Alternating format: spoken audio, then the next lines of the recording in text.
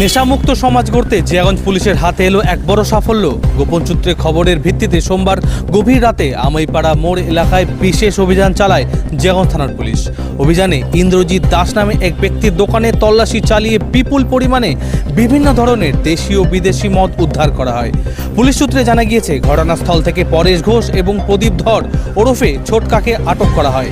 জিজ্ঞাসাবাদের সময় তাদের বক্তব্যে অসঙ্গতি ধরা পড়ায় পুলিশ আরও তদন্ত শুরু করে।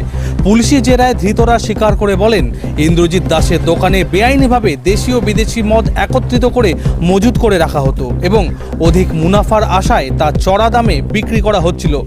এরপর নিয়ম মেনে উদ্ধার হওয়া সমস্ত দেশীয় বিদেশি মদের বোতলগুলোকে বাজেয়াপ্ত করে পুলিশ। অভিযুক্তদের বিরুদ্ধে প্রয়োজনীয় আইনি ধারায় মামলা রুজু করে তাদের গ্রেপ্তার করা হয়েছে। মঙ্গলবার ধৃতদের লালবাগ মহকুমা আদালতে পেশ করা হয়েছে। এই ঘটনায় তদন্তে নেমে পুলিশ বেআইনি মদ ব্যবসার সঙ্গে আর কেউ জড়িত রয়েছে কিনা সে বিষয়েও খোঁজ চালাচ্ছে।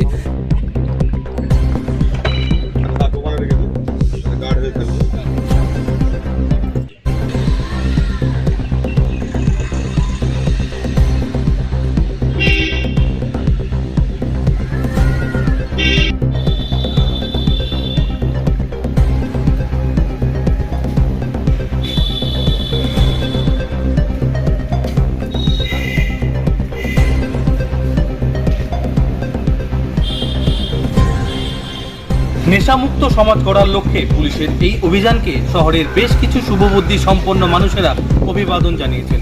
ক্যামেরায় প্রশান্ত সাহার সঙ্গে সৌরভ আম্বুলির রিপোর্ট, বাংলা নিউজ।